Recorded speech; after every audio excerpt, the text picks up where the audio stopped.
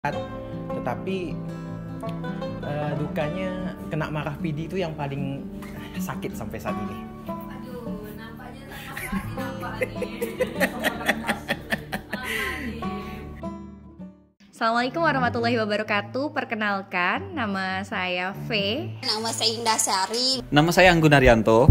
Untuk nama panjangnya rahasia, jadi jangan tahu ya. Cukup V aja lah. Kalau nama panjangnya Iqbal Pratama. Perkenalkan, nama saya Ocon. Saya dari Antika.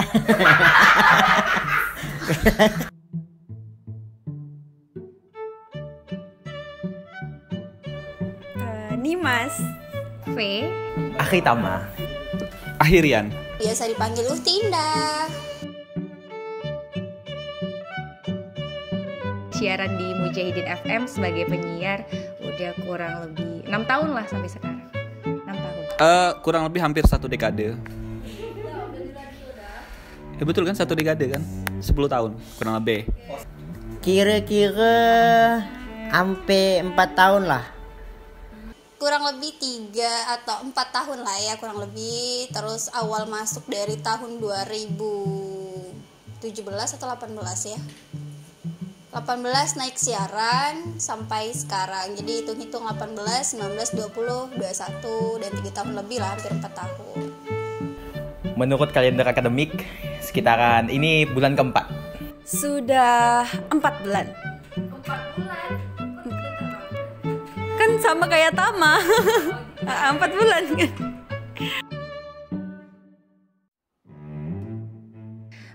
Jadi penyiar sebenarnya nggak ada yang ngapa-ngapain ya. Paling cuma ya udah cuap-cuap sih, cuap-cuap, belajar, baca, cuap-cuap, nemenin orang ngomong. Ya kurang lebih gitulah dia.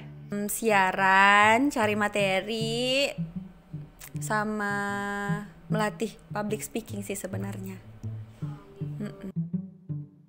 Tak cuma siaran, tapi kita mengolah vokal kita, belajar, dan juga selalu berekspektasi ya pada diri kita sendiri bahwasanya kita tuh bisa kayak gitu. Kalau awalnya mungkin ngerasa tidak bisa, tapi hari ini kita belajar dan harus bisa menjadi apa yang harus diinginkan sebagai seorang penyiar.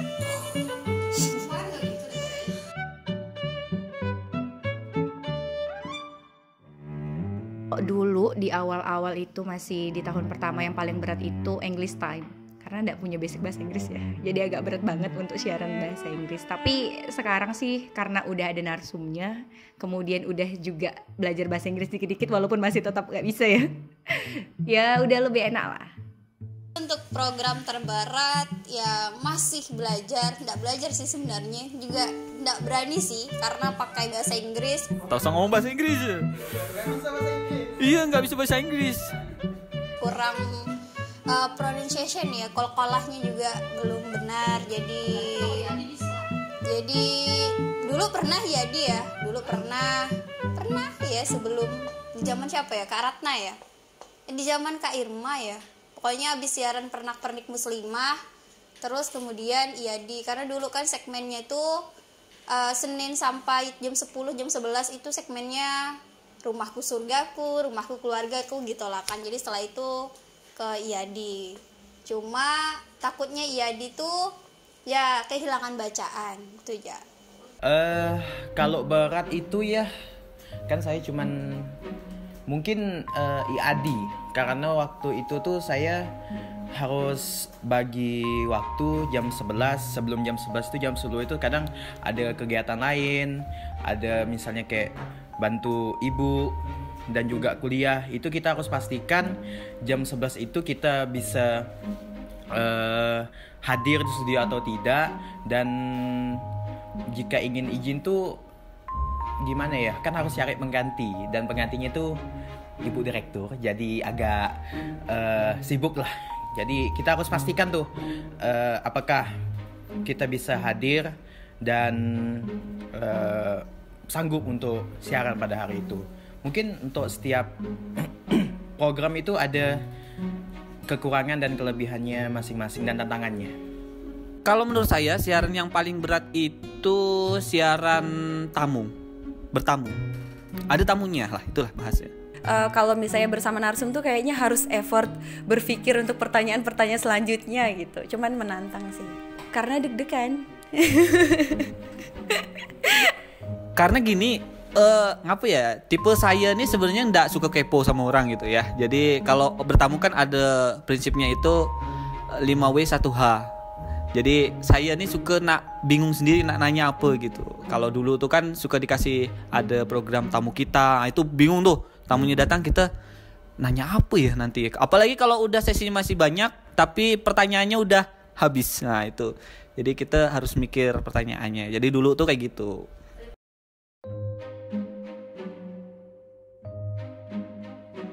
Pernah. Waktu itu lagi siaran English Time untuk yang pertama kali ditinggal sama penyiar sebelumnya. Udah latihan nih, diajarin openingnya, diulang berkali-kali. Waktu itu harusnya bilangnya good afternoon karena lagi siang. Tapi pas lagi on air bilangnya good evening. Abis itu langsung momen awkward sama pematerinya. Karena waktu itu lagi siang bukan lagi malam. Oh sering. Kadang kita materinya itu, kadang kita untuk ngolah katanya itu berulang-ulang lagi apa. Jadi itu kadang nak disampaikan lagi bingung. Bingungnya apa? Karena kadang nak ngolah katanya itu kita bingung. Di situlah kebingungan biasa kalau kita jumpa materi yang tak ada banyak gitu. Nah ngolah katanya itu kita yang jadi bingung. Kadang terdiam, kadang mau tak mau lah banyak mutar merotal. Nah kalau di program Subahul Khair tuh kan nyantai banget ya siarannya. Jadi ngobrol sama kawan tandem. Apalagi kalau kawan tandemnya lebih dari 2, bertiga. Ini nih rentan banget kepancing untuk ketawa. Dan paling berat tuh nahan ketawa. Dan itu bisa jadi momen awkward banget ketika misalnya kita bertiga siaran terus ketawa, terus gak ada yang bisa menahan untuk ketawa. Jadi ketika ngomong langsung ketawa, ngomong lagi ketawa lagi. Dan itu berat. Banyak sih yang bilang kayak teorinya mungkin harus belajar untuk mengolah namanya emosi ya. Tapi sebenarnya salah besar. Dicoba lah. Namanya kalau nahan ketawa kalau di luar itu mungkin bakalan lebih enak. Tapi kalau di siaran beda banget. Rasakan sensasinya datang ke Mujahidin FM. Datang di depan mic terus tahan ketawa. Kalau ada yang lucu pasti berat banget sih. Itu sih awkward jadinya. Karena bisa sampai freeze banget siarannya, sampai 1-3 menit bisa freeze banget siaran tuh isinya ketawa doang, nggak bisa ngomong. Pas lagi siaran salah kemudian kita langsung diingatkan. Sebenarnya itu sebuah SOP yang nggak boleh sih, tapi kadang-kala ada yang menjelaskan nggak boleh gini, tapi ternyata dia sendiri melakukan itu. Misalnya kita ada kesalahan, kemudian dia diingatkan, jadi kita langsung ngeblank. Nah itu yang kadang-kala kita bingung. Itu pertama. Yang kedua, kalau kita kedatangan tamu yang lumayan dikenal dan itu kadang-kala kita ya namanya manusia ya, canggung. Nggak pernah sih. Standar aja.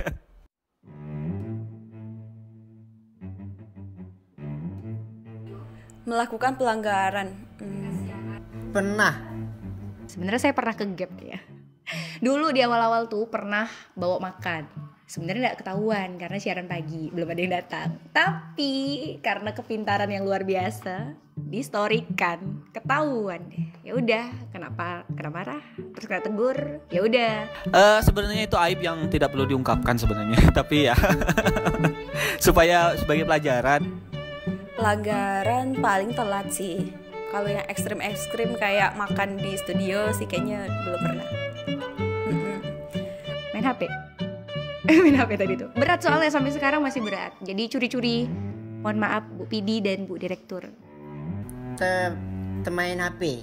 Jadi tuh pas nak masuk siaran tuh main HP. Jadi sebelah ni ngomong, kita lupa nak ngomong gitu ya. Karena udah disuruh ngomong jadi kita tuh ngetik HP. Jadi tuh terdiam. Nah, jadi bingung lah yang tandem nih. Terdiam. Nah, itu terjadi. Untuk pelanggaran sendiri main HP. Jadi ketika waktu siaran itu pernah main HP kayak ngurusin apa ya waktu itu sampai kasih buat caption. Terus si manual atau ininya lebih ke manual, nggak normal. Jadi waktu itu sempat kehilangan waktu pengudaraan tuh hilang seketika dan hening. Dan itu tuh langsung kebingungan gitu. Ini sampai di mana kayak gitu, dan taunya Setelah itu kepencet di bukan normal tapi yang random. Nah itu jadinya ke acak-acak di programnya gitu. Jadi dulu itu kalau ngomong pelanggaran banyak. Ya namanya kita hidup pasti ada suatu hal yang kita perbuat yang salah. Salah satunya dulu tuh yang paling keras tuh hampir SP3. Nah, tapi sebelum SP3 ternyata yang suka beri SP ini keluar duluan. Saya belum keluar, orangnya udah keluar duluan. Karena dulu itu kasusnya itu ngidupkan pemancar. Jadi sering pemancar overtime, jadi kelebihan operasi. Kemudian juga terlambat hidup. Nah, itu paling sering tuh. Minggu-minggu pertama siaran ya, karena waktu itu kan belum memiliki pengalaman, belum punya suatu konsep yang bisa dijadikan parameter saat bekerja. Kayak mungkin di situ juga waktu itu tuh pernah nggak fokus saat siaran, salah ngasih Zara, salah masukkan Zara. Waktu itu sempat Zaranya double putarnya. Nah sempat ditegur juga, sempat telat masuk siaran. Telat siaran juga pernah. Ndak izin ndak ngasih konfirmasi ke grup. Itu sih. Yang paling parah itu gini. Jadi ada satu waktu itu kena tugas harusnya itu jam tugas bener-bener, cuman karena saya tuh orangnya lupa. Jadi saya pas kena kegiatan di salah satu organisasi di luar, jadi ternyata itu jam tugas di radio. Jadi saya lagi berada di luar. Jadi radionya kosong.